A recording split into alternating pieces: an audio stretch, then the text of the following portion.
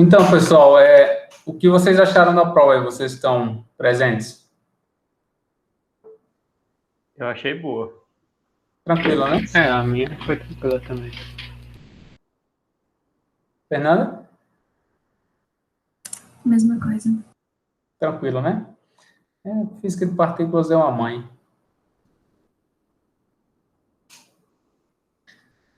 Então, tá bom, vamos lá. Na unidade de hoje, tá? Então, só relembrando, a partir da aula de hoje, nós iremos agora mudar para a unidade 2 do curso, tá? Na unidade 2 do curso, a gente vai tocar duas principais aspectos, né? O primeiro deles é as interações, vocês vão ter que aprender a calcular interações, seção de choque, taxa de decaimento, etc. E depois, vocês vão aprender a calcular, entender o mecanismo de quebra espontânea de simetria, como é a origem de massa no nosso universo, né? Qual a origem da massa no nosso universo. Então, vamos lá. Então, primeiro, deixa eu pegar uma coisa aqui, rapidinho. Tá. Deixa eu compartilhar minha tela com vocês.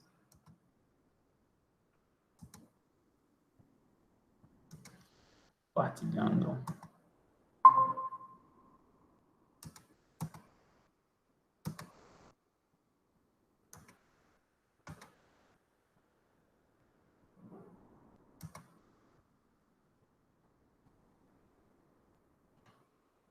Pronto. Vocês estão vendo minha tela? Sim. Então, vamos lá. Então, começando a unidade 2, né? A gente vai falar de processos e interações. Então, eu já estava escrevendo antes de começar a aula para ser um pouquinho menos demagogo na aula de hoje, tá? Vamos lá. Então, em mecânica quântica, pessoal, acho que até mecânica quântica 1, que acho que todos vocês já viram, seja phi de k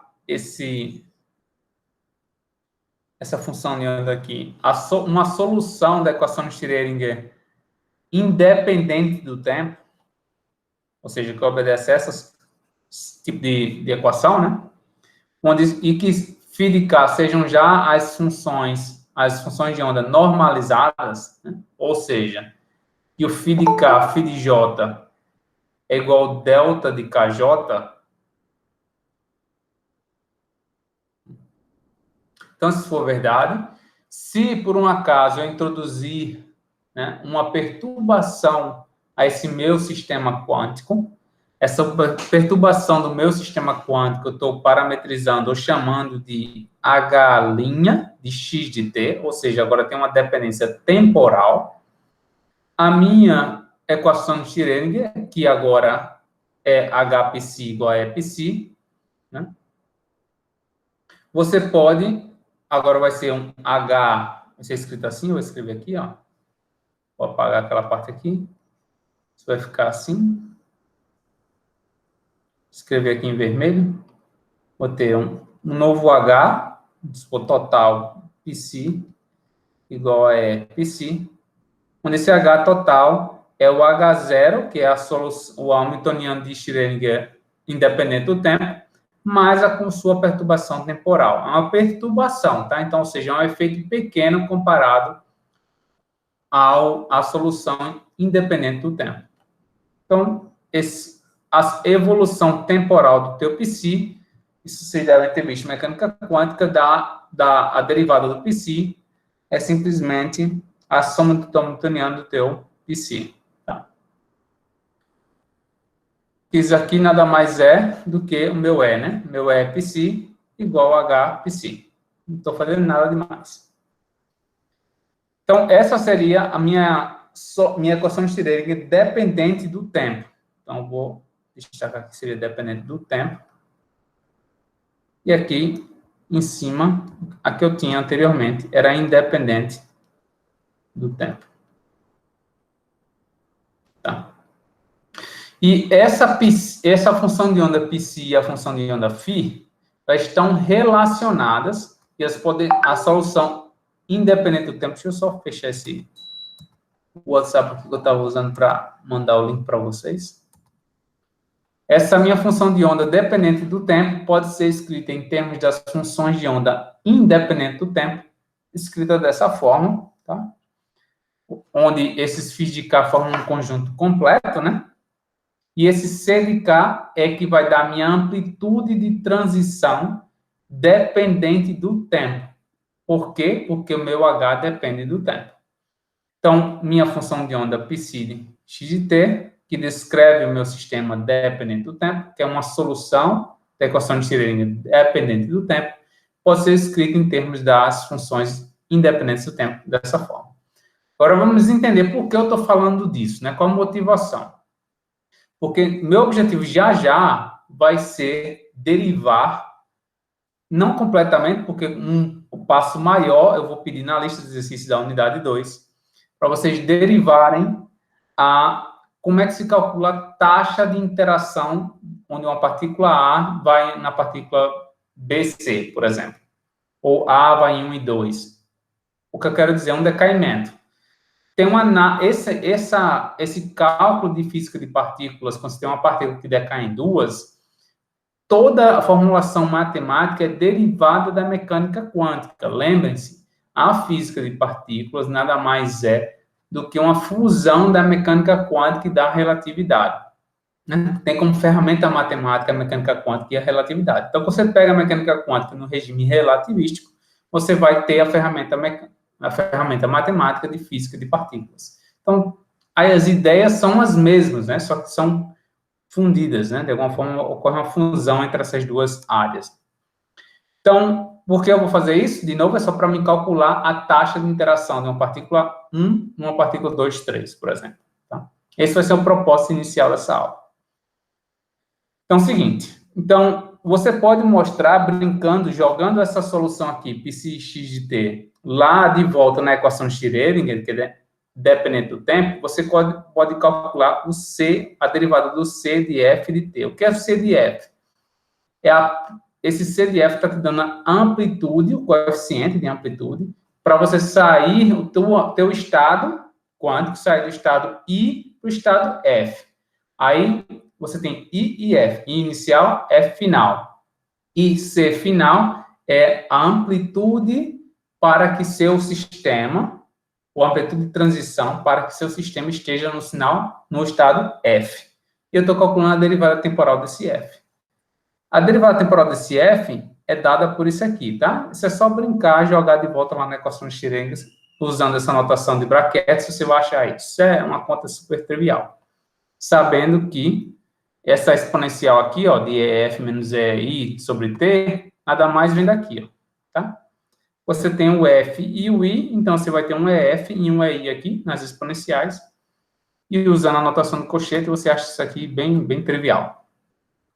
E o que é importante para a gente aqui, que eu não vou derivar tudo que vem de mecânica quântica, tá? Então, eu vou pedir as coisas que são relevantes à física de partículas na lista de exercício. Então, a amplitude de transição, ou elemento de matriz, de um estado inicial para ir para um estado final, é dado por esse bracket aqui do H'. Lembrando que o H' nada mais é do que o potencial. Em mecânica quântica, nós vimos que o hamiltoniano, H, pode ser escrito como um H0, que é a solução o hamiltoniano independente do tempo, mais um potencial. Isso é a notação que normalmente é usada nos livros, mas em vez de potencial V, eu estou chamando isso aqui de H', tá? Onde a dependência temporal está aqui nele. Tá? E lembrando que em mecânica quântica a gente vê isso aqui como se fosse uma perturbação. Então, é como se tivesse um coeficiente aqui, eu chamar de A, e esse A é menor do que 1. Tá? Então, você está perturbando o seu hamiltoniano. De outra forma, o que eu quero dizer é que esse H' aqui, em magnitude, ele é menor. O que realmente é relevante, que na verdade é negligenciado nos livros de mecânica quântica, é que interessa que esse H' em magnitude, ou a transição, a amplitude de transição para ter esse H', seja menor do que a do H0, porque senão tudo que a gente vê em mecânica quântica não é válido. Então, tá bom. Então, só para confirmar, todos vocês já viram perturbação, pelo menos independente do tempo, em mecânica quântica. Confirmado? Correto? Não. A gente só vai ver na próxima unidade de quântica 2. Tá, mas a independente do tempo vocês já viram, né? Não, Normal. tanto a independente como a dependente do tempo, a gente só vai ver a partir da segunda unidade. Tá, teoria de perturbação dependente e independente vocês vão ver na segunda unidade? Beleza. Então, acho que o que eu falei aqui vai clarear um pouquinho o que vocês vão ver lá. Mas essa conta é super simples, tá? Daqui para cá é um pulo super simples. Então, só a entender a mágica imagina que vocês têm, deixa eu sair dessa tela aqui para vir para mim. Imagina que vocês têm um sistema quântico, tá? Nesse sistema quântico, seja lá, equação de Schrödinger, um átomo de hidrogênio. Você já viu um átomo de hidrogênio, né? Sim, quântica 1. Beleza. Você tem um átomo de hidrogênio. Imagine que agora você perturba esse sistema quântico do átomo de hidrogênio com um potencial que depende do tempo. Então, antes você já achava o psi lá, em função dos polinômios. Beleza. Aí agora você vai ter uma perturbação com um potencial. Antes você tinha um potencial, agora você terá outro. Onde esse outro tem uma função que depende do tempo. É uma função que depende do tempo. Então, não é que sua função antes, que só tinha um potencial lá, o átomo de hidrogênio, vai ser jogada fora. Não, você vai usar a que você tinha e vai escrever a nova função que depende do tempo em função da que você tinha, que era independente do tempo. E a diferença entre um e outro, eu vou usar uma constante de normalização, mas não é constante mesmo, porque ela depende do tempo, para levar em conta que agora o meu potencial depende do tempo. Antes não dependia, agora vai depender. Então, esse C que eu escrevi lá na equação é o que vai levar em conta essa dependência temporal. Então, é só isso, não tem mágica mais nenhuma. Aí, o que vocês vão ver em mecânica quântica muito, a ideia é tudo que eu falei agora. Se o V for um seno, se o V for uma exponencial, que depende do tempo, se o V for um cosseno, que depende do tempo, e aí vocês vão começar a calcular esses brackets lá, do estado da função de onda F, da função de onda I, com potencial no meio, para achar qual é a amplitude de transição, tá? As novas funções. Só isso. A ideia todinha é o que eu acabei de falar. Deixa eu compartilhar. Então, essa transição que eu estou falando para vocês, pessoal, no mundo de física de partículas, nada mais é essa transição do que uma seção de choque por trás. Então, essa amplitude de transição é uma coisa, o quadrado da amplitude de transição, aí vocês já sabem até de mecânica 1, eu tenho certeza, que vai te dar a tua probabilidade. Esse quadrado da amplitude, que está relacionado com a probabilidade, reescrita de outra forma, nada mais é do que uma seção de choque. Tá? Obviamente, você vai sair do contexto de função de onda para a física de partículas, mas o quadrado da tua amplitude, que é a probabilidade, vai ser também a seção de choque, com algumas constantes, algumas normalizações. Tá? Então, vamos lá. Então, se eu quiser saber a probabilidade de uma partícula A decair em BC, também eu vou ter que quadrar essa amplitude de transição, que é dada por esse TFI aqui.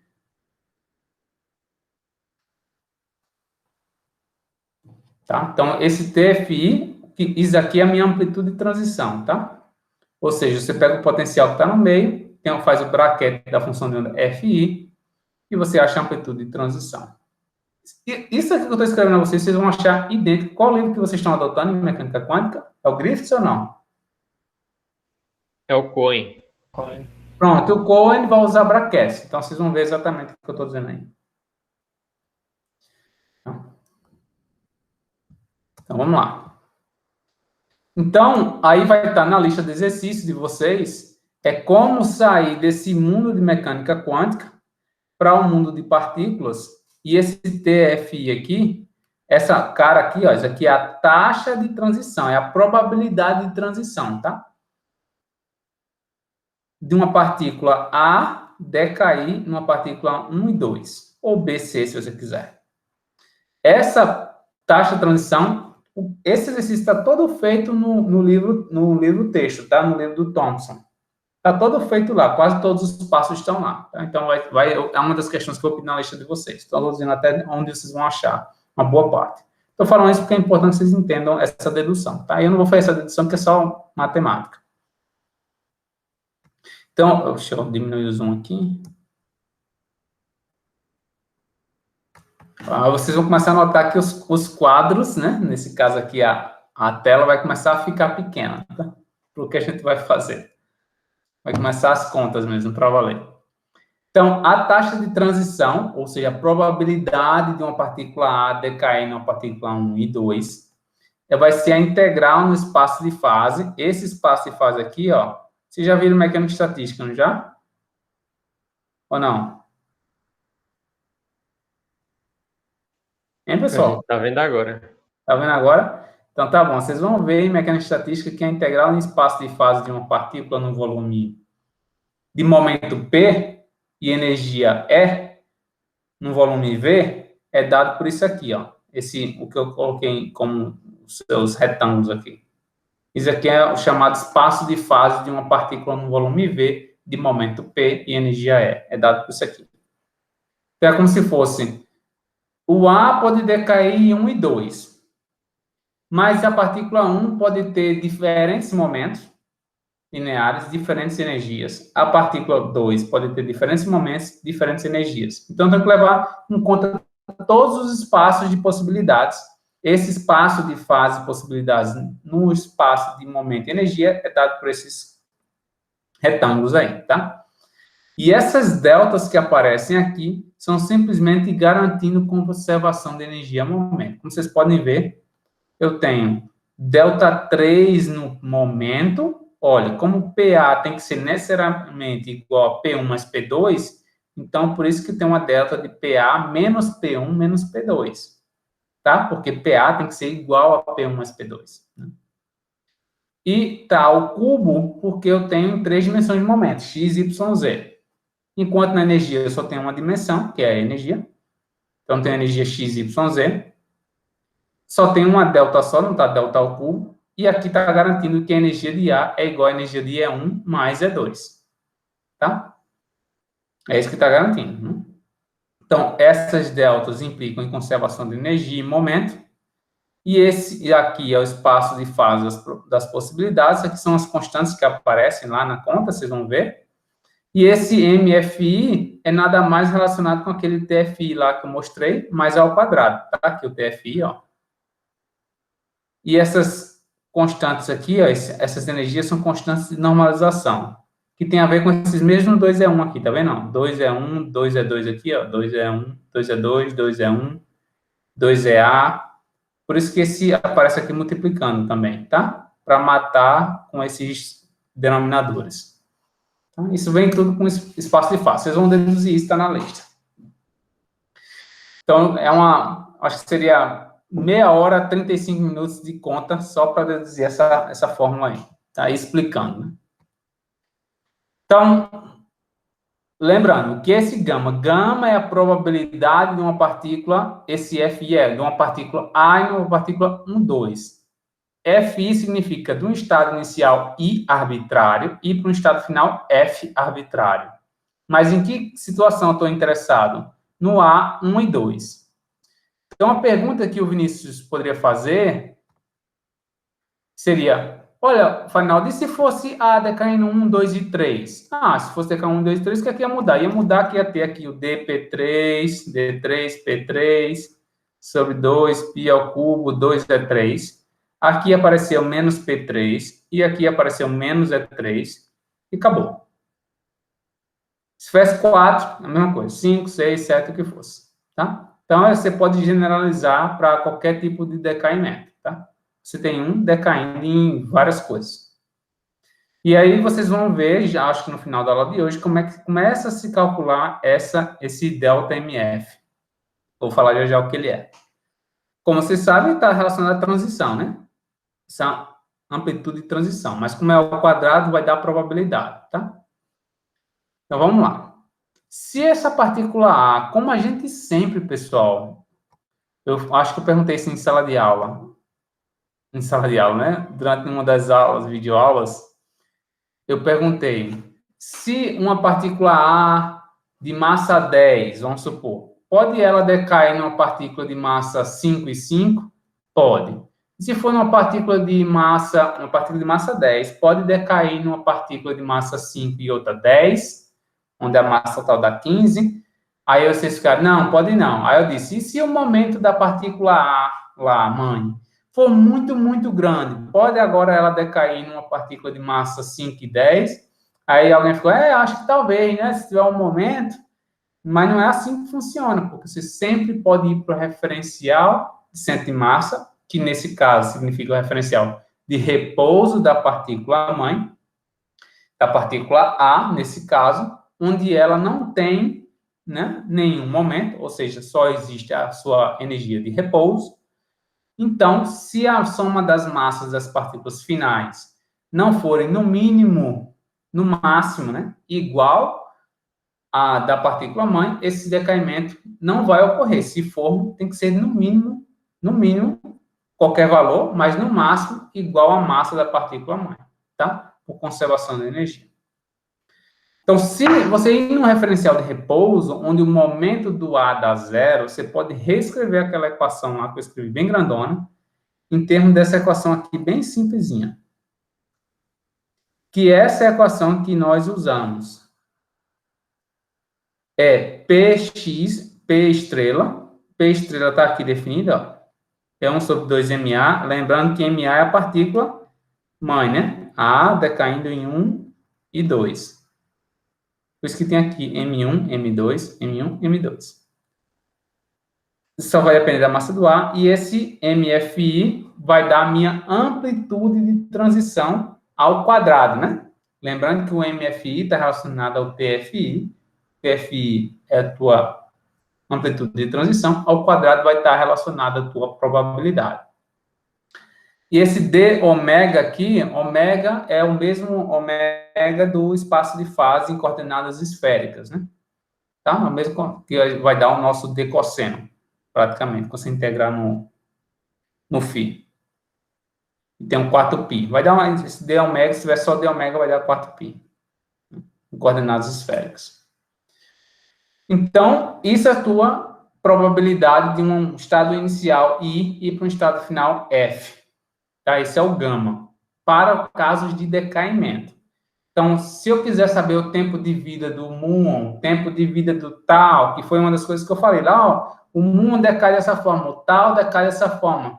Qual a taxa de reação? Acho que não lembro quem foi que me perguntou se foi o Vinícius. Mas como é que a gente sabe que o tempo de vida é esse, depende de vida é aquele?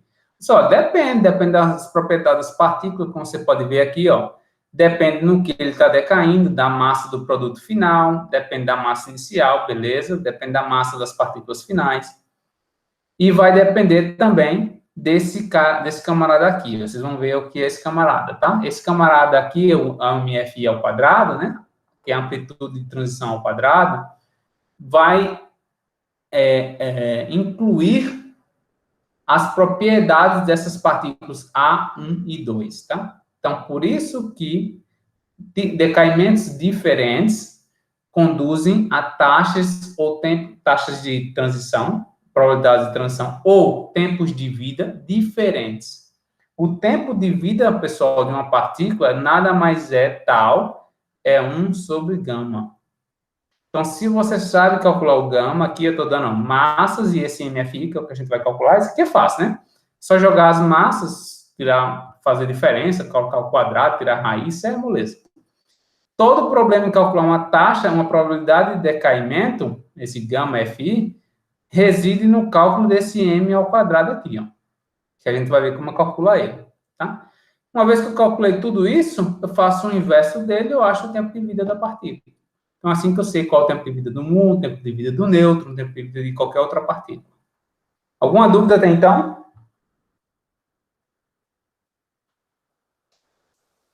Não? Não. Beleza. Então, vamos adiante.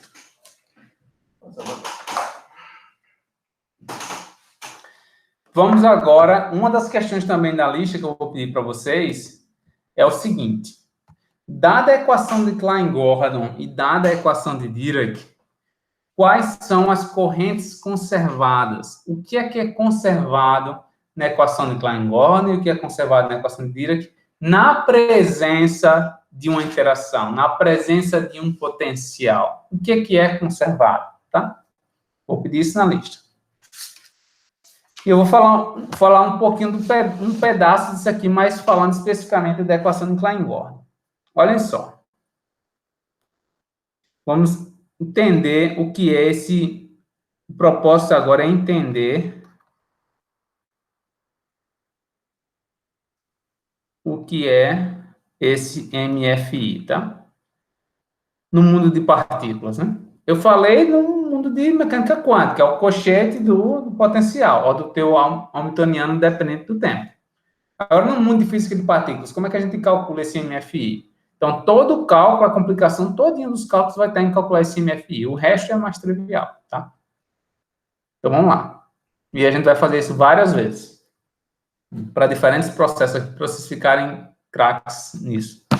E vai ter na lista de exercícios vários cálculos, tá? Então, se preparem para as contas. Então, vamos lá. Na equação de Klein-Gordon,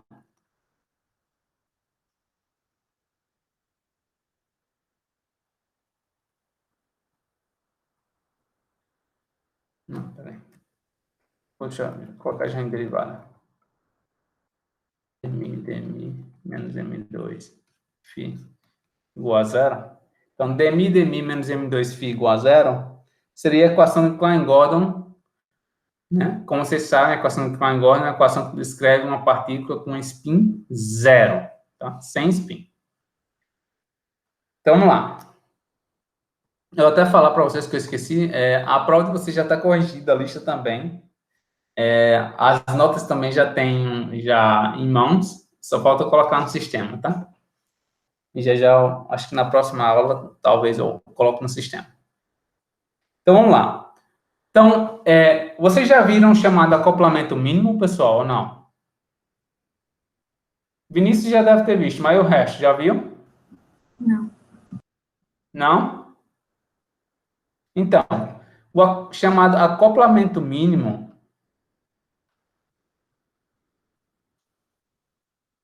vocês vão entender o que esse acoplamento mínimo de uma forma bem mais fundamental do que agora, tá? Agora a lá mecânica quântica, superficial.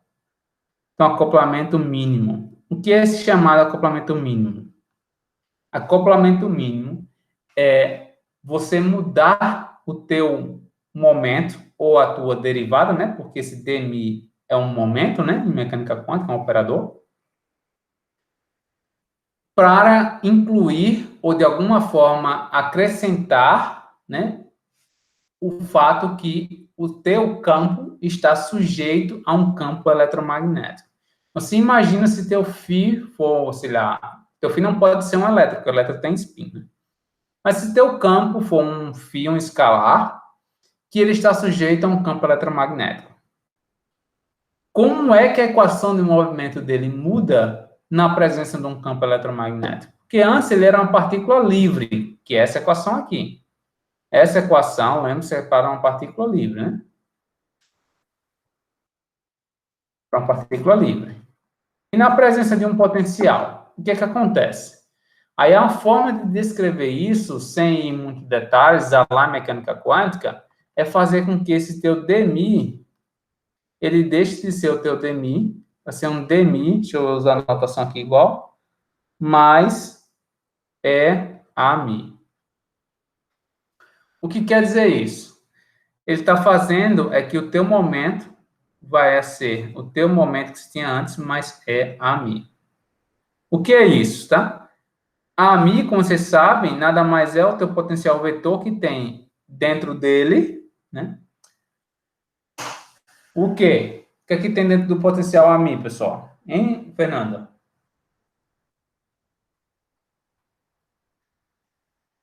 Não lembro não, professor. Alberto, o que é que tem dentro do potencial mi, Alberto?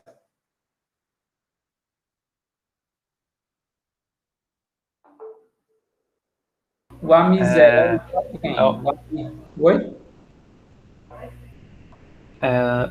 Não. O rotacional dele é o campo, né? Não, isso é outros 500, é outra história.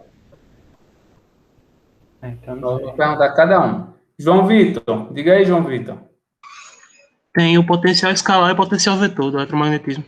Pronto, beleza. O A0 tem o φ e o AI tem o A. Vetor, né?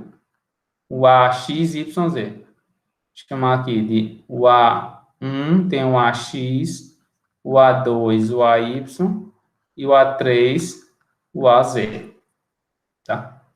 Então, isso aqui o AMI tem. Ou seja, ele está levando em conta como E e B, né, estão relacionados. Esse AMI, a gente é uma forma de falar que ele leva em conta o campo eletro e magnético. Então, o fato que você tem um campo eletromagnético. Por quê? Porque o φ está relacionado a uma degenerescência no E.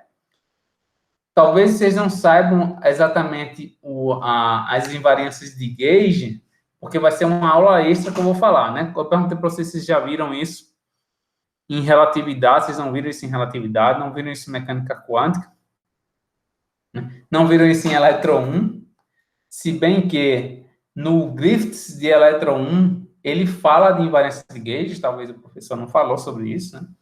Então, certo, Vinícius? O professor falou de invariância de gauge em elétron 1? Não, né? Em eletro 2.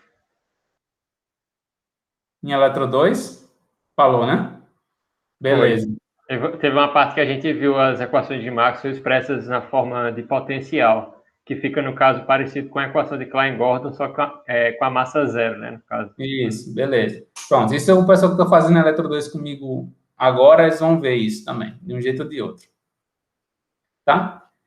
Então, esse AMI, como o Alberto estava falando, está relacionado com aquele rotacional B é igual ao rotacional de A, né? Esse mesmo A aqui, né? É o mesmo. Só que esse A aqui é esse A aqui, ó. A1, 2, 3. Tá? Esse AMI leva em conta também um potencial escalar, φ. Tá? Então, em vez de eu escrever o B, como o B é rotacional de A, e eu tenho também o φ que vem do E, né? Da definição do E, é uma invariância em relação. Eu posso introduzir um campo escalar φ devido a um potencial, mas quem não está entendendo vai ver em eletro 2, não se preocupe. Eu tenho campos auxiliares que deixam minhas equações de Maxwell invariantes.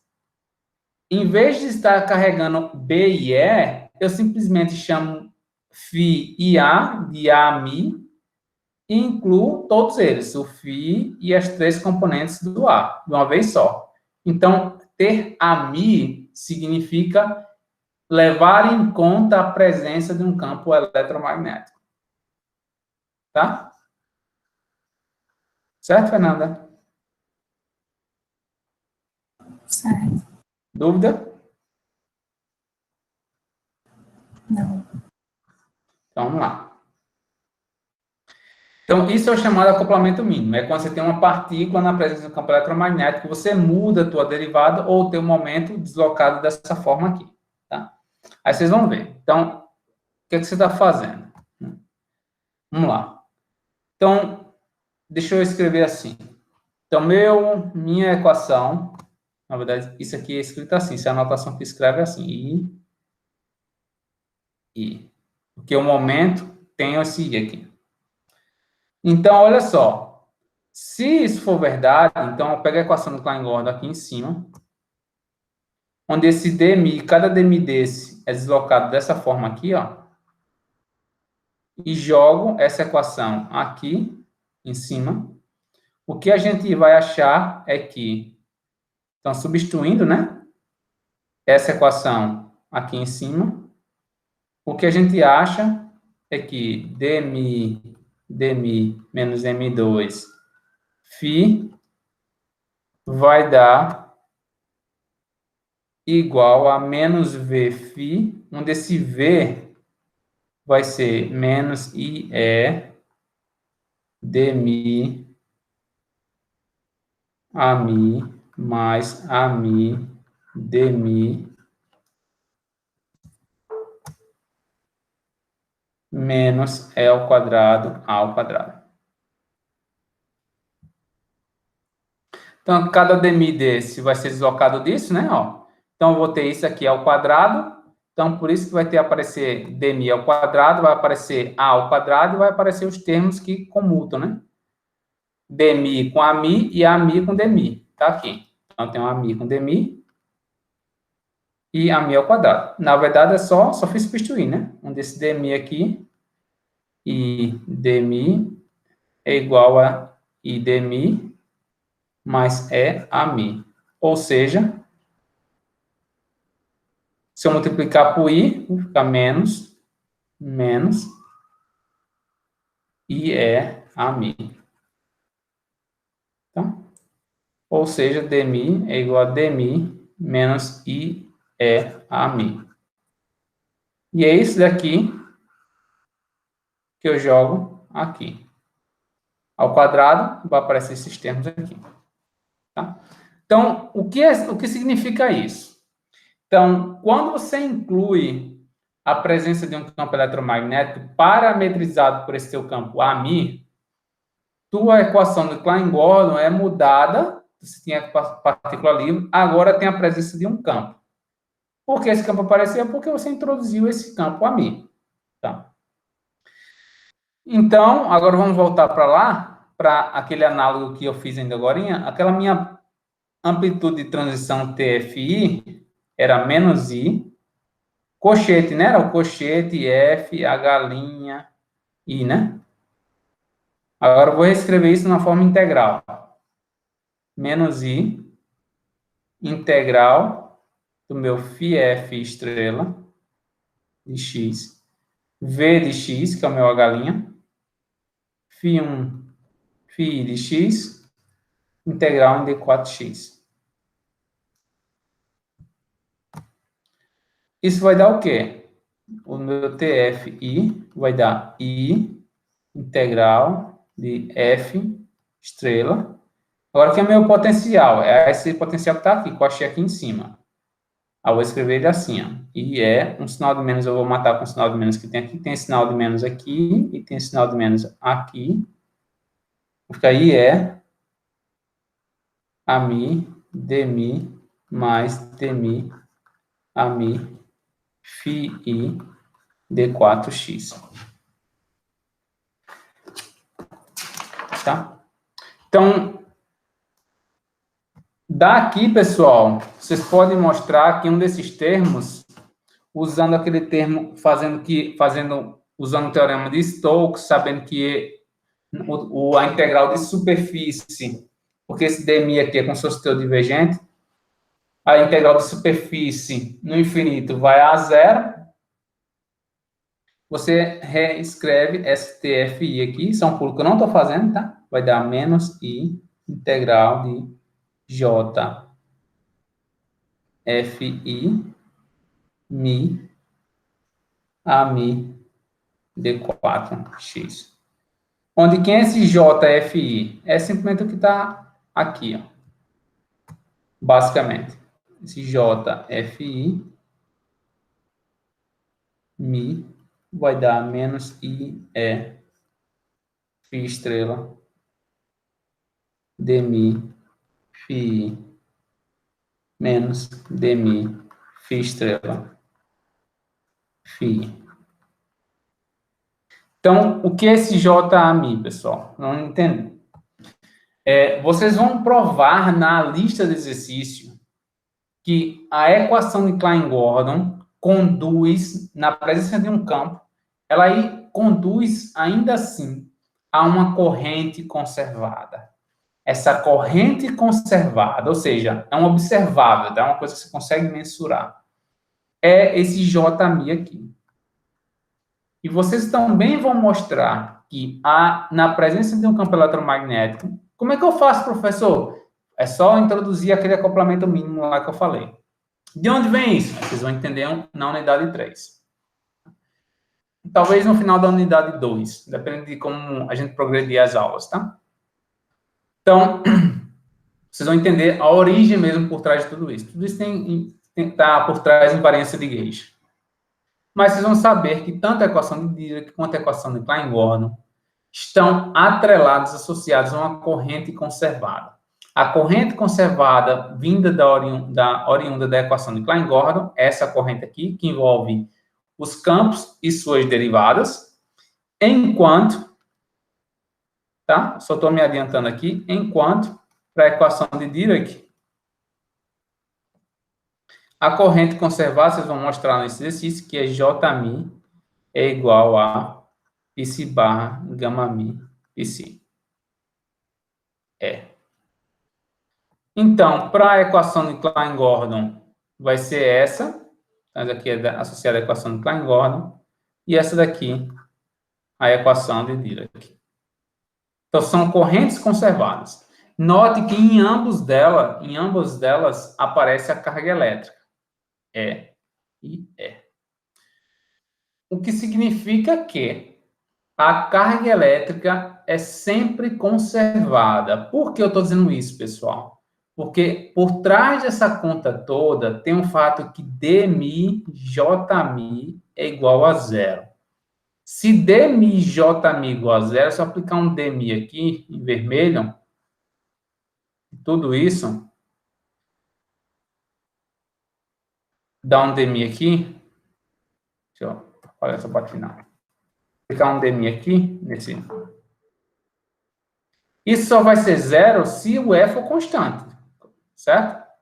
Porque aqui são campos, vão aparecer derivadas nos campos.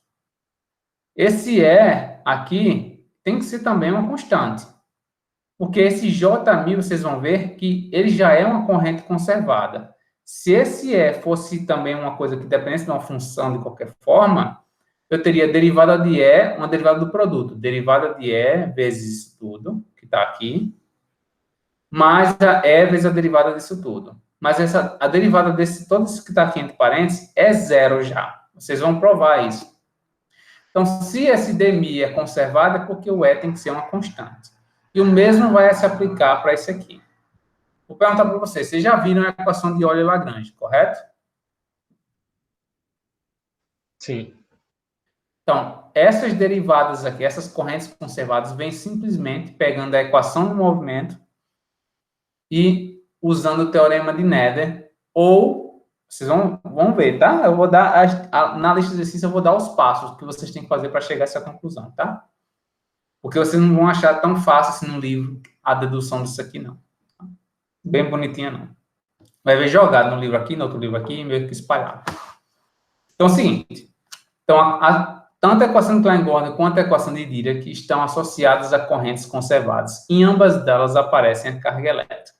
Enquanto para a equação de Dirac você tem E Psi barra gama mi Psi, para a equação de Klein-Gordon você tem φ estrela dmi φ e depois menos o contrário, que é dmi φ estrela φ.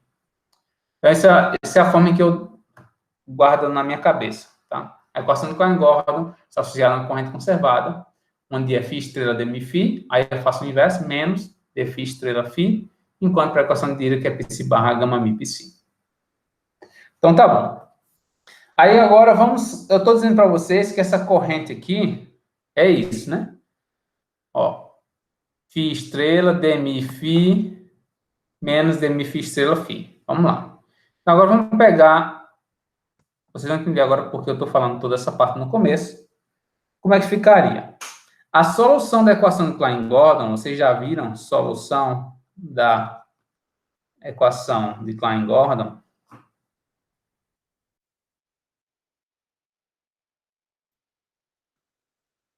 É do tipo φ de x vai dar uma constante exponencial de menos i px. Tá? Essa é a solução. Aí eu vou jogar essa solução aqui na corrente. Então, eu vou substituir essa solução na corrente.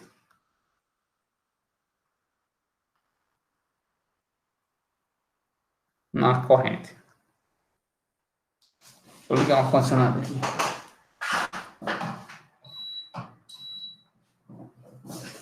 Substituindo na corrente. Vocês vão achar, pessoal, que aquele Jmi lá em cima vai dar isso, ó. O Jmi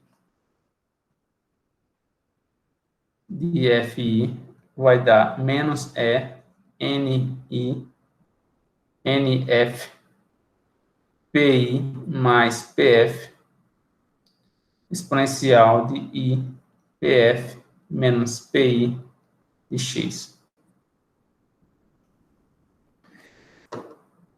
Esses momentos aqui aparecem por quê? Porque eu não tenho uma derivada do φ, a cada derivada do φ vai cair um momento, e é por isso que eu tenho esses momentos aqui, certo? Entende isso aqui, João? Desculpa, João? tá na aba errada. Vou tentar entender sim. Tá, beleza. Então tá bom. Então agora vamos imaginar, pessoal, que a gente está nessa situação aqui, ó. Eu tenho, presta atenção, tá? Eu tenho aqui um campo φ A, φ B, e aqui eu tenho um fóton, aqui, não, esse aqui eu vou chamar de φ C, só usar a mesma notação. φ C, aqui eu tenho φ B, e aqui eu tenho φ D. O que significa isso? É um campo φ A que vem aqui, o φ C que sai lá, o φ B que entra e o φ D que sai. É como se fosse uma partícula tá aqui viajando, A, e uma partícula B aqui que está viajando. Elas trocam um fóton, aí a B volta a continuar a viajar e o A continua a viajar. Mas só que os momentos só agora são diferentes, porque trocaram uma partícula fóton. Aí eu estou chamando aqui de C e de D. Tá? É isso que eu estou representando aqui. Mas por ser um campo escalar, eu estou usando essa linha tracejada, tá? Em algum momento eu falei para vocês qual como posso dizer, não é a nomenclatura, né? A forma que nós adotamos para descrever as partículas é férmions, tem uma linha sólida, campo escalar tem uma linha tracejada, um campo de gauge, tipo um fóton, é uma ondinha assim, ó. E se for um gluon, vai ser tipo uma mola, assim. Então, são esses os símbolos, as formas como nós representamos partículas. Se for o gluon especificamente, vai ser uma mola. O fóton, ou W+, W-, ou Z, os bósons de gauge, são ondinhas. Qualquer campo escalar por uma linha tracejada e qualquer férmion por uma linha sólida. Tá? Essa é a notação, essa palavra que está esquecendo. Notação adotada. Então, lá. Então, eu tenho isso. Então, significa, eu vou chamar essa corrente aqui, ó, de J1 e essa daqui de J2. Então, J2, que envolve os campos B e D, obviamente vai ser a mesma coisa que essa, mas agora envolvendo os campos B, momentos B e D. E se fosse J1, envolveria a mesma coisa que essa, mas envolvendo os momentos, em vez de I e F, seria A e C. Certo? Então, meu J2, por exemplo, Mi, vai ser menos NB, ND, PD mais PB, exponencial da diferença dos momentos. I, PD menos PB, X. Certo? Tá claro até então, Alberto? Tá. Tá. Vocês verão, como a gente sabe que o rotacional de B igual a rotacional de A, dessa equação aqui, e a gente sabe que o rotacional de B igual a μ0j, né? Mais μ0 ε0 dE dt. Então, se você tiver no vácuo e sem variação de campo elétrico, Isso daqui, o rotacional de B, daria 0. Certo? Se isso fosse verdade. Mas B é rotacional de A. Isso daqui, deixa eu ver se eu lembro como era. Era um laplaciano de A e envolvia aqui o divergente de A. Eu vou assumir, pessoal, que o divergente de A dá 0, tá? Isso é uma chamada um gauge, que eu vou explicar mais para frente. É uma condição. Esse divergente de A vai dar 0 sobre alguma circunstância que eu vou explicar qual é uma aula extra. Mas o que eu quero dizer para vocês é que eu tenho o laplaciano de A. Se eu tiver nenhuma corrente, vai ficar laplaciano de A igual a 0. Se eu tiver alguma corrente, vai ficar laplaciano de A igual a J. Porque B, a rotacional de B, é igual a μ0J. Né? μ0J. Então, seria o laplaciano de A é igual a μ0J. Tá claro isso ou não? Sim. Beleza. Vamos apagar isso aqui.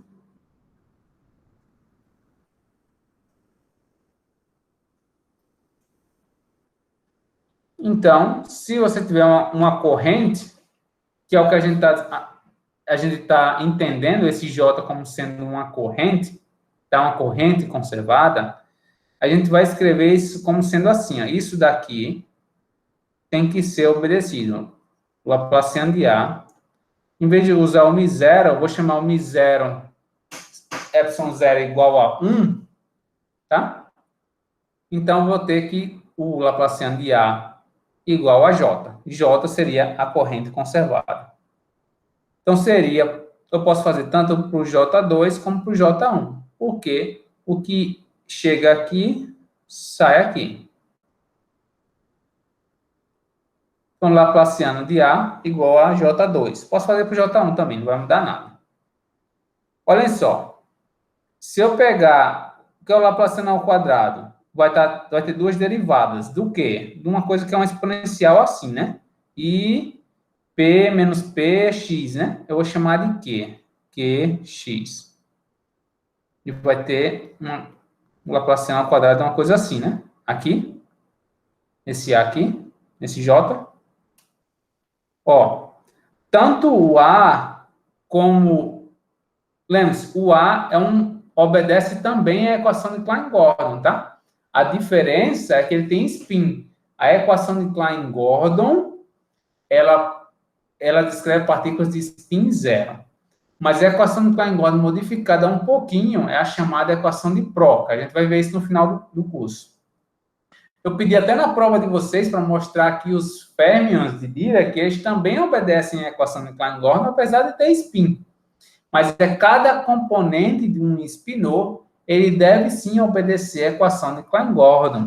Porque um spinor em si, sozinho, ele não está incluído nele o fato de ter spin. A notação de spin, a ideia de spin surge quando você vai para uma forma matricial. Então, componente a componente, cada componente dessa vai obedecer à equação de Klein-Gordon. E esse A, que eu tenho AX, AY e AZ, cada componente desse A também vai obedecer à equação de Klein-Gordon. Então, a solução da equação de Klein-Gordon é sempre I exponencial de alguma coisa. Se eu pegar o nabla2 de IQx, eu vou ter um menos Q ao quadrado exponencial de IQx. O que eu quero dizer isso? Meu J2 está aqui, meu J2. A partir dessa solução aqui, eu quero que o laplaciano de A dê igual ao meu J2. Como meu J2 tem essa cara aqui, que é uma exponencial, a derivada de uma exponencial repete a exponencial e fica a derivada do argumento, né? Se eu derivar de novo a exponencial, vai cair o expoente, agora vai ter o expoente ao quadrado, que está aqui o que é o quadrado, e repete a exponencial. O que eu quero dizer? Se eu der um chute, que a solução do meu A é tipo 1 sobre Q ao quadrado, essa exponencial, dá um chute certo. Por quê? Porque eu quero que meu Laplaciano de A ao quadrado dê exatamente meu J2. Então, significa que meu A, ele vai ser 1 sobre Q ao quadrado, J2. Vocês concordam comigo? Porque se eu derivar, eu quero que a derivada 2 vezes do A dê o J2. Então, quando eu derivar uma exponencial, como cai Q ao quadrado, e eu quero que a derivada ao quadrado, né, do A dê o J2, eu tenho que normalizar por 1 sobre Q2. Menos 1 sobre Q2, porque eu sei que essa derivada aqui vai dar menos Q ao quadrado. Tá claro isso ou não? Tá claro. Beleza. Então, o que significa isso? Agora vamos voltar lá para aquela expressão que eu tinha antes. Ó, essa daqui, ó. Vou botar aqui. Essa. Ok. Minha amplitude de transição é meu JFI a mi, tá? Eu vou escrever ela lá embaixo.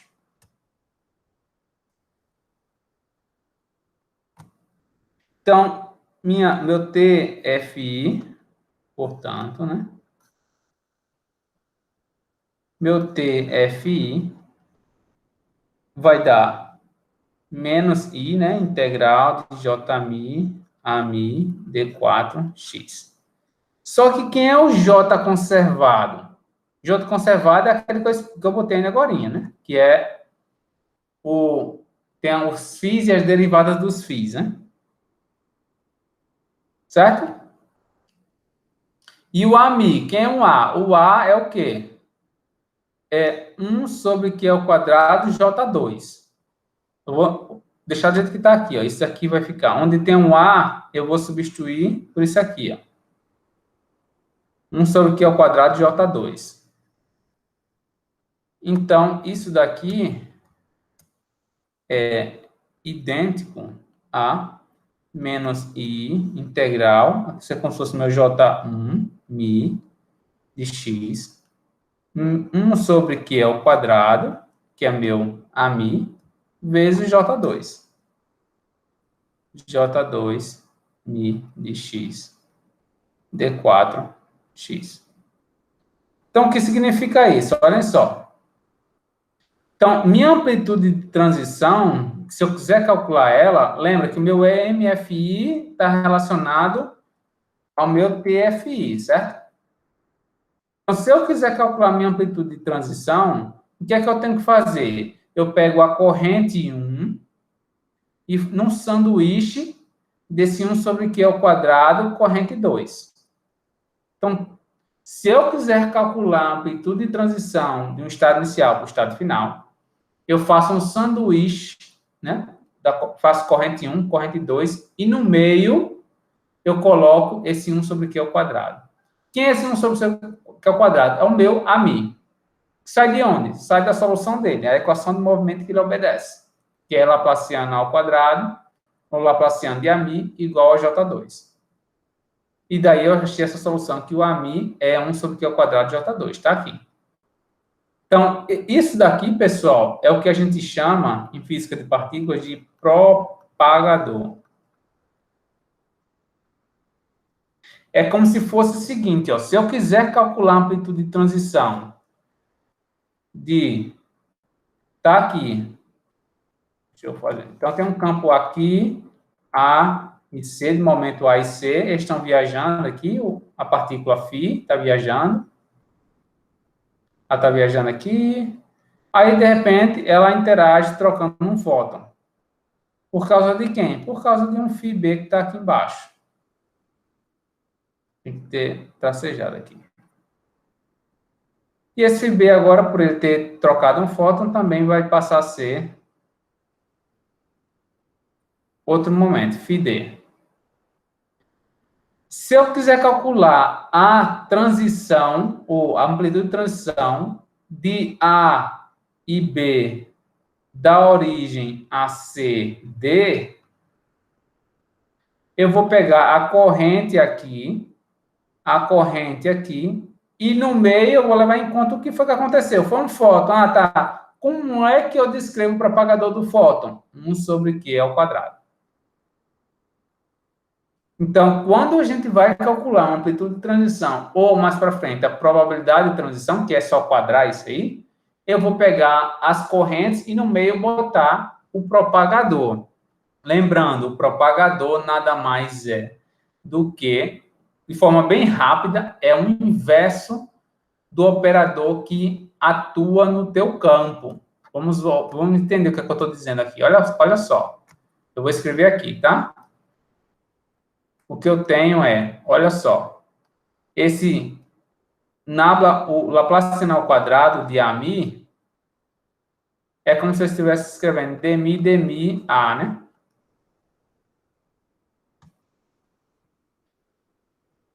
Igual a J2. Isso daqui, pessoal, quando eu ir para o mundo de mecânica quântica, né? Que é o mundo que a gente está, só que relativístico, isso aqui é como se eu tivesse o quê? Um momento ao quadrado aqui, né? Que é o quadrado. O inverso que aparecer, o inverso do operador que aparecer do lado do teu campo é o que a gente chama de propagador. Então, o A é como se tivesse 1 sobre Q ao quadrado. Por isso que apareceu 1 sobre Q ao quadrado lá.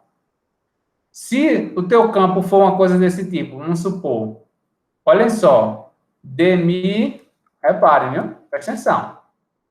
Então, se o teu campo for um φ, quem é o φ? Φ é assim, né? dmi mais m2, φ igual a zero, né? É a equação de Klein-Gordon. Isso aqui é como se tivesse o quê? Menos p ao quadrado, né? Porque o dmi tem um i, né? Mais m2, φ igual a zero. Certo? Então, isso aqui eu vou escrever assim, só para deixar notação normal. Vou tirar o sinal de menos, vou botar mais aqui. E botar o menos aqui. Então, quem é o propagador de um campo escalar? O propagador de um campo escalar é 1 sobre p ao quadrado menos m ao quadrado. Então, se eu tiver um campo escalar, agora vamos pegar. Quando é que isso vai ocorrer, Farinaldo? Imagina a situação, igual que eu fiz lá, que você tem um φ aqui, A, aí vai lá, está viajando, ele se depara com um φb aqui embaixo, e ele troca, em vez de um fóton, troca outro escalar, o chamado de φ'. Aí, porque trocou um escalar, esse φb que tinha momento B, agora vai ter momento D, esse φ', agora vai ter momento φc. Como é que eu calculo essa amplitude de transição? Qual a amplitude do A, B e no CD via a troca de um escalar φ? Vai ter o J, esse J1 aqui, o J2 embaixo, e no meio vai ser 1 sobre P ao quadrado menos M ao quadrado. Tá claro isso? Sim. Então, a lógica de física de partículas vai ser toda essa. Agora, vamos pegar outro exemplo, tá? Eu estou derivando os propagadores de partículas aqui, tá? Vamos pegar a equação de Dirac. É IP Pmi dmi menos M Pc, né? Pmi slash. Pmi slash. Isso aqui é assim, I, uma Mi. Peraí, eu escrevi isso aqui errado.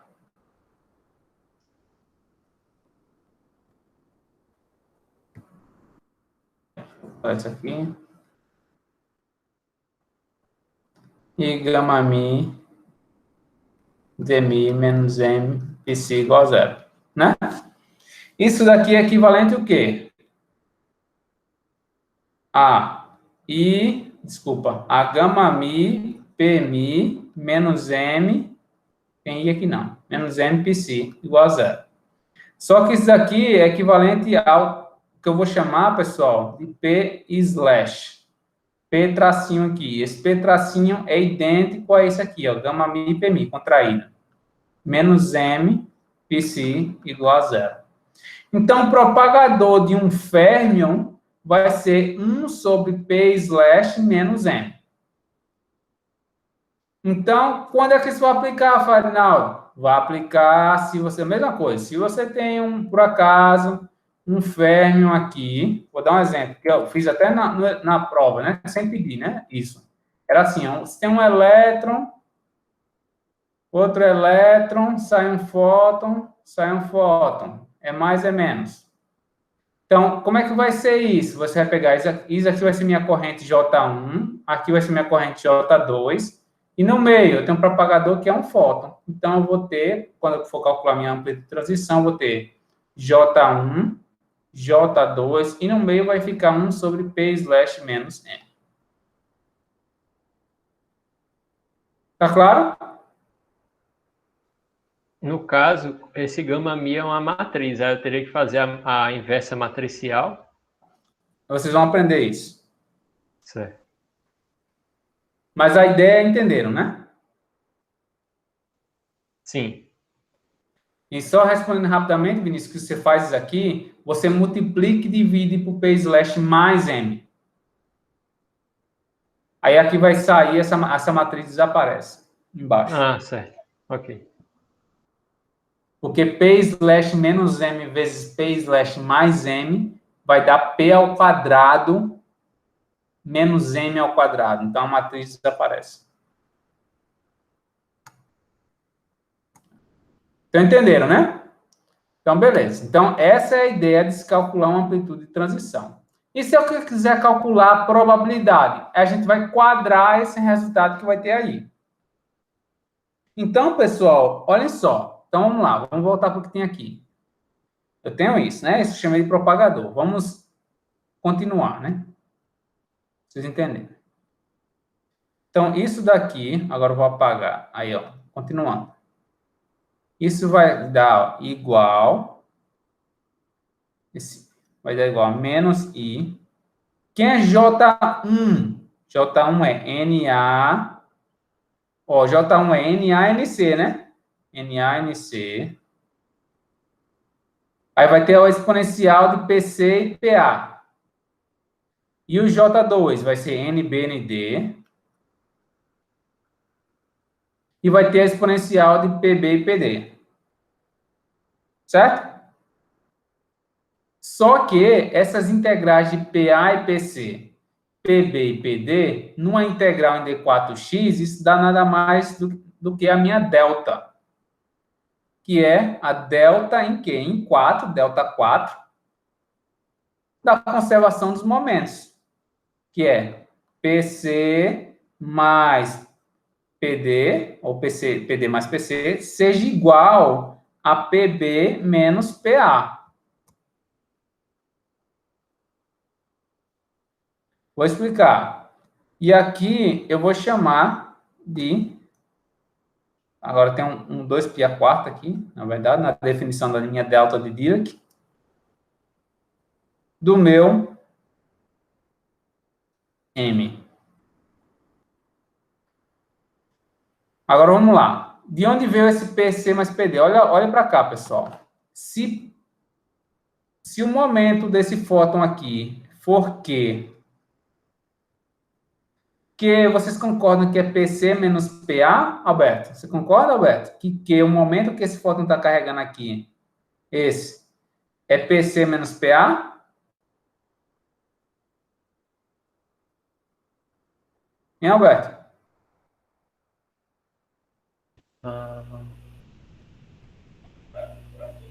Tô lesando aqui, eu tô percebendo isso não.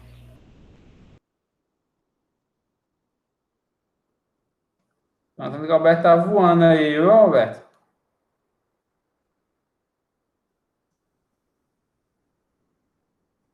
Então, se você tem uma partícula A, chega aqui, sai C e sai... Tem que ser assim, aham. Então, sai um momento Q, Faz sentido. então Q é igual a PC menos PA.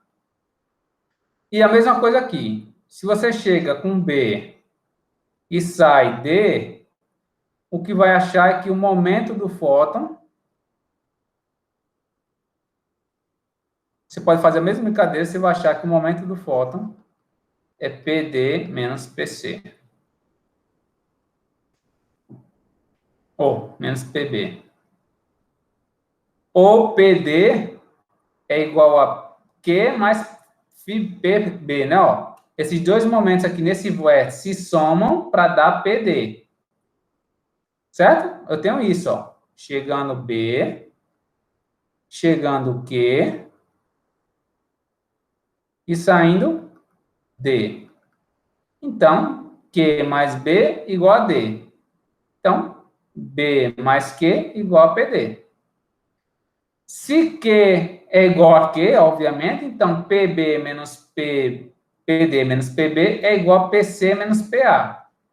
PD menos PB é igual a PC menos PA, obrigatoriamente. Concorda? Ou seja, você pode escrever isso de diversas formas. Olha só. Então, aqui eu estou dizendo o quê? Ó? Olha para cá. Ó, que PD menos PB tem que ser igual a PC menos PA. É isso que essa delta de Dirac aqui está forçando, que você tenha uma conservação de quadro e momento. Então, essa minha amplitude de transição, ela vai depender de algumas constantes de normalização, estão aqui. Conservação da energia momento, que eu sei que tem que conservar mesmo. E vai depender de uma constante e meu M. E esse meu M vai estar relacionado com quem? Com aquelas exponenciais lá. Por quê? Porque lembre-se que o J está aqui. Oh, cadê? O meu J nada mais é do que as constantes. Tem os momentos e a exponencial. Tá? Agora, quem vai ser? Olha só. Eu acabei de falar para vocês, presta atenção, certo? Que o meu M, meu TFI, ele vai ser a integral dos J's, 1 e 2, 1 sobre Q ao quadrado. Então, o J1, eu vou ter as constantes de normalização, estão lá. E vai ter exponencial, beleza. J2 vai ter as constantes, já estão lá, vai ter exponencial. A exponencial do J1 com J2 vai dar meu delta, tá? As exponenciais de AX, integral em D4x, vai dar até o delta. Mas ainda sobrou a parte dos momentos aqui embaixo, ó, PI e PF. Essa parte PI e PF que está aqui embaixo, tanto nas duas correntes, que eu tenho J1 e J2, estão dentro desse meu M. Então, esse meu M aqui, ele inclui os momentos das partículas.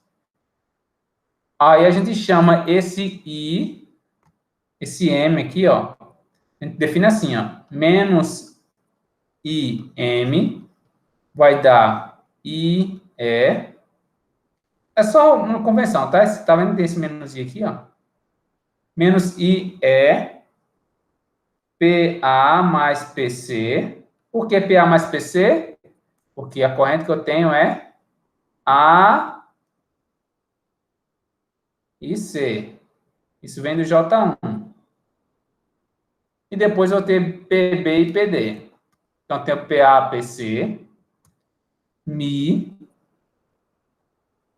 Aí vou ter menos I. Esses menos I eu só estou incluindo só para deixar do jeito que estava lá em cima. Gemini sobre Q ao quadrado.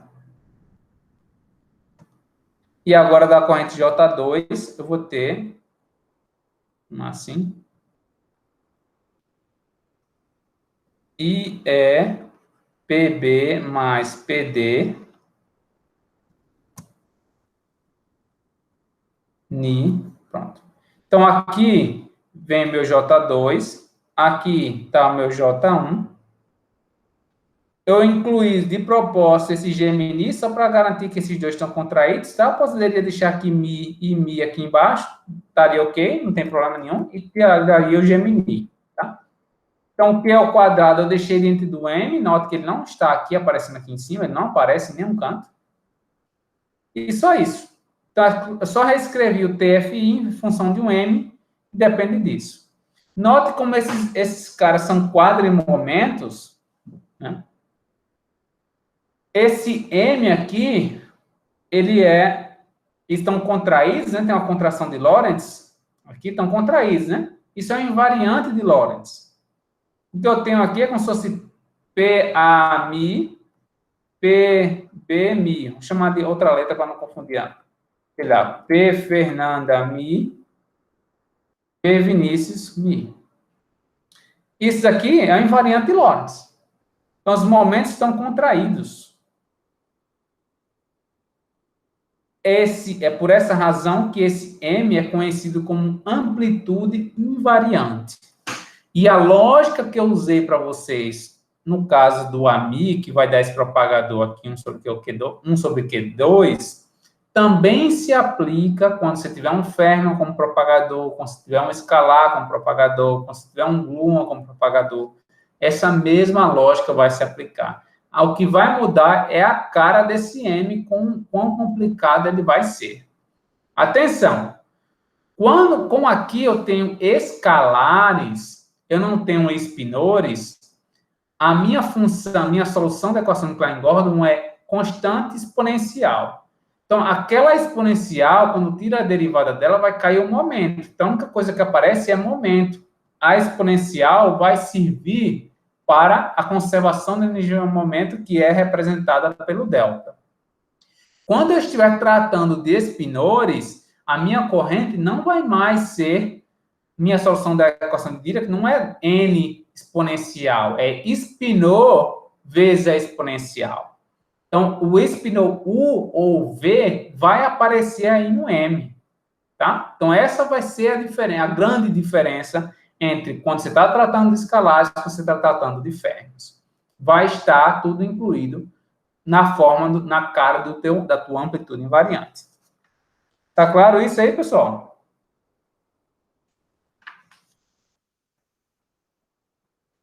Sim. Sim? Então, tá bom.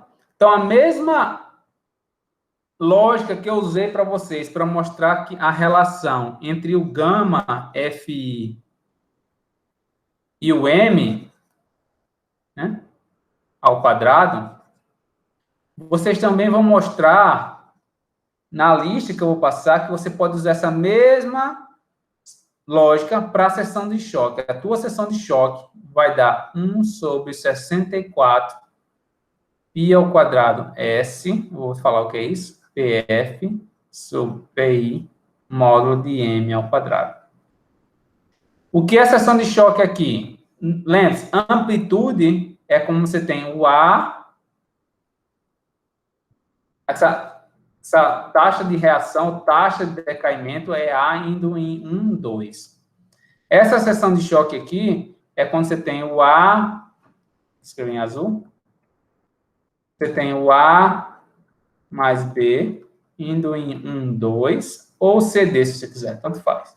Então, isso aqui é uma seção de choque, isso aqui é uma taxa de decaimento, ou taxa de transição de A para 1 para 2. A gente chama de taxa de decaimento, e aqui é ou largura de decaimento, tá? Taxa de decaimento ou largura de decaimento. Isso é o gama. Gama é a largura de decaimento. E sigma é a seção de choque de A a B indo em 1, 2. Então, se eu tiver, por exemplo, um muon, vamos pegar um muon decaindo, neutrino do muon, W, elétron, antineutrino do elétron, aqui vai ser A de 1, 2, 3. E esse processo aqui, por exemplo, é mais, é menos, indo em é mais, é menos. Esse aqui é uma gama e aqui é uma seção de choque. Porque taxa de decaimento necessariamente envolve o que existia antes, não existe mais no final. Isso não é verdade para a seção de choque. Então, o que é esse PFPI aqui? No caso da seção de choque? É o momento inicial das partículas A e B e o momento final das partículas 1 e 2. Nessa conta aqui, que eu vou dar os passos para vocês poderem deduzir, eu estou assumindo que PA igual a PB igual a P inicial. P de 1 igual a P de 2 igual a P final. É isso aqui, tá? Então, só tem dois momentos relevantes, P inicial e P final. Quando é que isso é válido? Quando você está necessariamente tratando de um processo no centro de massa. Porque no centro de massa, A e B têm exatamente o mesmo momento, mas de sentido contrário. E o mesmo se aplica para 1 e 2. Eles vão ter momentos diferentes, mas de sentidos contrários. Consegue enxergar isso, Fernanda?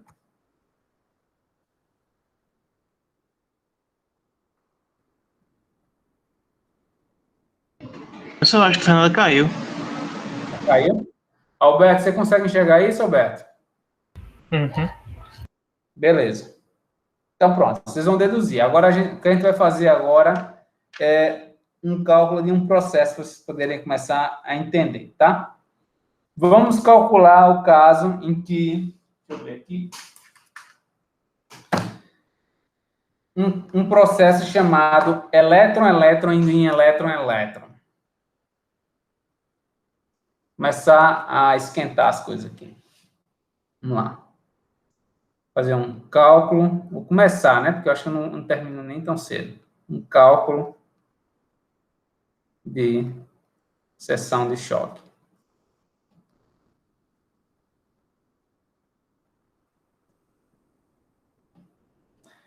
Eu vou fazer esse processo aqui. É menos, indo em é menos. Tá? Vamos lá. Depois eu vou fazer um decaimento, tá? Eu vou fazer o cálculo de decaimento do mundo. Depois eu vou pedir um decaimento para vocês na lista de exercícios. Então, a lista de exercícios, pessoal, como tem essa, eu digo assim, a mamata, né, da lista ser parte da prova, a próxima lista de exercício não vai ser muito trivial, não, tá? Quanto a primeira, vai ser um pouquinho mais exigente. Até porque o assunto exige, né? Porque eu quero, né? Porque o assunto exige. Deixou de ser aquele blá, blá, blá da primeira unidade agora para colocar a mão na massa mesmo. Então, tá bom. Vai estar na lista de exercícios para vocês provarem, como eu mencionei, que a corrente conservada envolvendo férmions é menos E, π barra, gama mi, π. Na verdade, é isso, pessoal, aqui. Ó. Deixa eu apagar aqui. Ó. É. Que é a carga elétrica do teu π. Como eu estou tratando de elétrons, vai aparecer menos E. Tá? Esse é o teu Jμ. É a corrente conservada. O que significa corrente conservada? É que o seu dmi Jμ igual a zero. Então, tá bom. Vamos lá. Então, se eu tenho um elétron, isso aqui é o diagrama de Feynman. O diagrama de Feynman num processo, um elétron-elétron, pode ser, olha só, viu? Vamos lá, você tem um elétron aqui viajando. Por ser um férmio, a linha é sólida agora, tá? Um elétron de momento A. Então, ele vai lá ser espalhado por um elétron. Agora vai ter um elétron de momento C. E ele espalhou com outro elétron que está viajando aqui, de momento B. E agora, por ter trocado um fóton, ele vai ter momento D. Aí, olha só, repare, né? Então, como eu tenho partículas idênticas, olha, eu estou fazendo um caso mais complicado, vocês vão fazer um caso mais simples na lista, tá? Como envolvem partículas idênticas, pessoal, deixa eu voltar a tela para mim. Acho que talvez eu vou até parar a aula, porque se eu for começar esse processo e terminar no meio, vai ficar confuso. Olha só. Como envolvem partículas idênticas, os dois elétrons que tem aqui no começo, e tem 2 elétrons no final. Se eu sou o observador, e eu estou observando o quê? Estou observando os 2 elétrons antes e os 2 elétrons depois. São partículas idênticas. Por serem partículas idênticas, vocês vão ver até esse sistema de partículas idênticas em mecânica estatística, tá? Então, o que eu vou falar aqui talvez vai ser útil para vocês em mecânica estatística.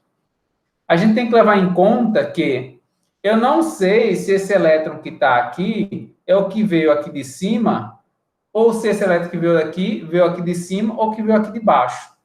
eu tenho que levar as duas possibilidades em consideração, porque eu não sei qual dos elétrons eu estou vendo, de qual vértice ele veio, se ele veio de baixo ou veio de cima. O que eu quero dizer? Eu posso ter a solução, tem um elétron A, aqui no começo, né? Na verdade é assim, né? A, B, indo em C em cima, D embaixo. E posso ter o contrário, onde aqui é D e C embaixo. Porque eu não sei qual elétron tem qual momento. Se fossem partículas diferentes, eu saberia exatamente quais são os momentos das partículas. Eu consigo determinar que partícula é aquela. Por ser partículas idênticas, você tem um fator combinatório a mais, né? Então, se fosse por ser duas, eu tenho 2 fatorial processos a mais. Se fossem 3 partículas idênticas, eu teria 3 fatorial processos a mais, né? Então, esse 2 fatorial eu teria que levar em consideração. Só que no mundo de estatística é só uma constante, 2 fatorial, 3 fatorial. No mundo de partículas, não. Você tem uma partícula com momento C em cima, momento D embaixo, mas agora eu posso ter o processo onde a partícula tem um momento PD está em cima e do PC está embaixo. Então, isso vai dar uma diferença na tua amplitude. Porque quando vocês vão ver, o PC e o PD vão aparecer em partes diferentes da minha amplitude. E eu não vou poder simplesmente comutar o PC e o PD para onde eu quiser, porque vão ter matrizes envolvidas. Eu não posso simplesmente comutar as matrizes. Vou mostrar. Aí eu vou falar isso e depois eu paro a aula para entrar na aula seguinte, tá? Então, olha só. Eu vou chamar, eu tenho menos I, amplitude A, seja amplitude A ou amplitude 1, tá? Vou chamar de amplitude 1, para não confundir. Amplitude 1. Lembra, eu tenho... Era assim, né? Corrente 1, corrente 2 e o propagador aqui embaixo, né? Essa é a cara. Vamos lá. Quem é a corrente 1? Aí vamos lá, fazer a corrente. A corrente, pessoal, a notação como a gente usa é o seguinte. Para escalares, tanto faz eu fazer assim, ó. Assim. Ler elétron B indo no D, o A indo no C. Ou assim. D e B, C e B. Tem que ser consistente. Se eu ler para a esquerda, eu tenho que ler isso aqui para a esquerda. Se eu ler isso aqui para a direita, eu tenho que ler isso para a direita. Só que na notação de férmions, você tem que ler o sentido da corrente na forma contrária ao movimento dos campos. Por que isso? Isso vem do curso de Teoria Quântica de Campos visto na pós. Aquele TFI que eu mostrei para vocês, num curso de uma forma mais formal, vocês vão observar que essas correntes aparecem no sentido contrário. Então, para traduzir a ferramenta matemática formal que descreve amplitudes, eu tenho que ler as coisas no sentido contrário. Então, eu estou dizendo para vocês que é assim, eu não estou provando, não tem condição de provar nesse curso, tá? Então, para férmions, eu tenho que necessariamente ler no sentido contrário da corrente. Então, a corrente é assim, é A, vai lá em EC, eu vou ler no sentido contrário. Por que isso? Olha, vai ficar claro. E essa aqui também eu vou ler no sentido contrário, J1 e J2. Aí, como é que vai ficar? Olha só. O elétron... Então, eu vou ler no sentido contrário, né? Para ler no contrário, eu vou começar daqui. Então, começando daqui. Eu tenho EC, um elétron... Vinícius, um elétron despido pelo espinol U ou V? U, porque é uma partícula, né? Não é uma partícula. Muito bem, então vou ter U de momento C. Aí, como eu estou lendo no sentido contrário, a notação que a gente usa é U barra. É como se fosse U barra, porque eu estou lendo no sentido contrário, tá? Essa é a notação, é assim que você usa. U barra C. Agora tem que ser U, porque C é um elétron. Eu estou colocando barra porque eu estou lendo no sentido contrário da corrente. Por que eu estou lendo o sentido contrário da corrente? Porque a amplitude de transição, quando nós derivamos de teoria quântica de campos relativística, é assim que tem que ser feito. Você chega que a amplitude de transição, primeiro aparece o psi barra, depois o gama mi e o psi. Eu não estou dizendo para vocês que a cara da corrente é assim, né? E vocês vão deduzir na lista, né? J1, olha aqui, ó. Eu deduzi até, coloquei ainda agora, eu vou colocar aqui em cima, vou descer mais um pouquinho isso aqui, só para falar, ó. A amplitude era assim, né? J1, 1 sobre o propagador, J2, né? Mas quem é J1? Psi barra, gama mi, psi, né? Então, vou ter que usar essa notação aqui, psi barra, gama mi, psi. Então, é nessa notação que eu vou usar aqui. Então, quem é J1? J1 vai ser psi barra. Então, meu M1 vai ser psi barra, mas quem é meu psi barra? É o U barra. U barra de C. Aí, repito, gama mi. Agora, quem é o próximo? Psi. Só que o meu psi é quem? É U de A. U de A. Tá claro? Eu fiz repetir isso aqui. Mas, nota, eu esqueci do menos E, né? Porque tem que ter o menos E também. Tá? Então, eu vou apagar aqui. Porque o psi, a anotações aqui tem um menos i lá na frente, menos i, M1. Aí, como eu estou multiplicando por i, no final da história, as regras de Feynman são o seguinte, deixa eu explicar. Quando você tem uma corrente que é menos E, psi, gama, mi, psi, todo o vértice aqui, todo ele, você vai multiplicar por i. Por que você faz isso? Essa é a chamada regra de Feynman. Em vez de você toda vez ter que voltar para deduzir a taxa de transição, TFI, para um processo, para ver como é a cara da amplitude, em vez de você fazer tudo isso de novo para cada processo se calcular, você decora tipo umas regrazinhas, chamadas regras de Feynman, para achar o teu M logo de cara, de forma rápida, em vez de sair deduzindo tudo de novo. E essas regras de Feynman para cada vértice, você inclui um i dentro dele. Um fator i dentro da constante. O que eu quero dizer? Qual é a constante que aparece na corrente? Menos E. Então, eu vou botar um fator de i. Então, eu vou ter assim, ó. U barra, tá aqui, ó. Eu vou colocar o fator de aqui, ó. I, E, certo? E tem um fator de menos. Aí, psi barra, vou lá, o AC barra, gama mi, o C. Isso daqui é essa corrente J1. Certo? Aí, vamos lá.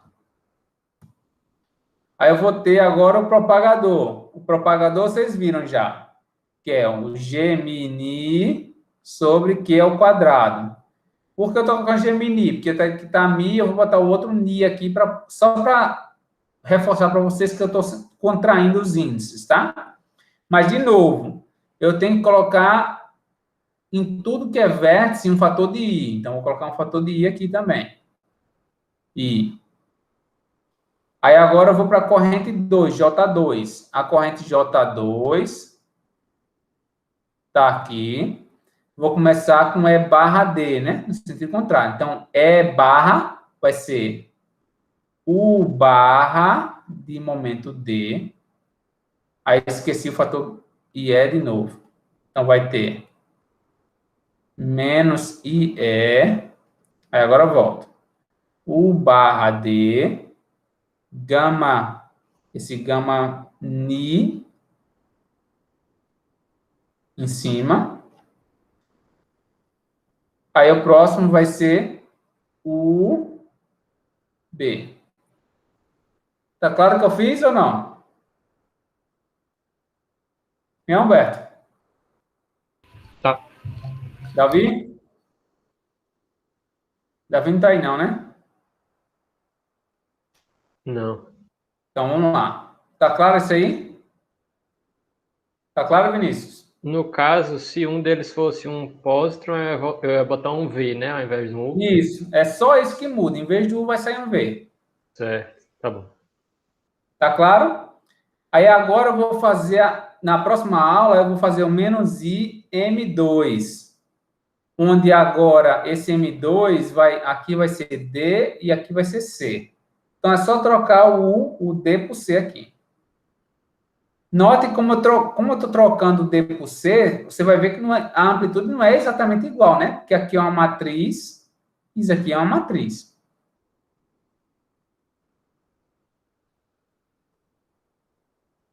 E aí a gente vai fazer, e depois eu vou calcular o m ao quadrado todo. Certo?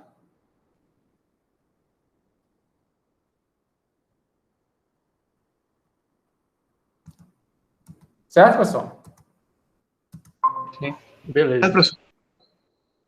Então tá bom. Então, vejo vocês na próxima aula, porque aí agora a gente vai começar para valer o cálculo de processos de física de partículas. A gente está começando agora, para vocês aprenderem a calcular os processos. Os processos que a gente vai fazer no curso são os processos padrões, tá? Vocês vão fazer efeito Compton. Como é que calcula o efeito Compton mesmo em física? Como é que a gente sabe qual é a seção de choque de Thomson, a seção de choque de espalhamento Compton? Em livro, vocês...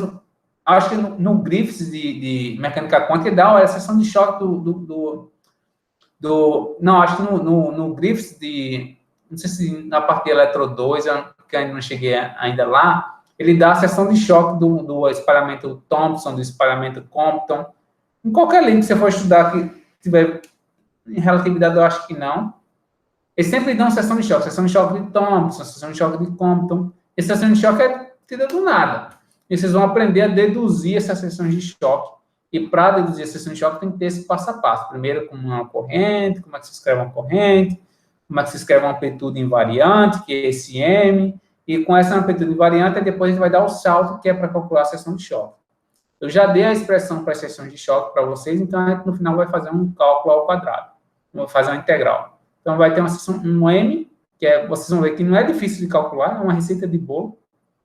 E depois calcula a integral da seção de choque. Então, os cálculos serão longos, mas é uma receita de bolo. Tá? Então, tá bom, pessoal. Então, sem mais delongas, boa tarde para vocês aí. Eu gravei a aula, depois eu compartilho com vocês, tá? Ok. Tá bom, professor. Até mais. Tchau, tchau, vocês. Tchau, boa tarde. Boa tarde.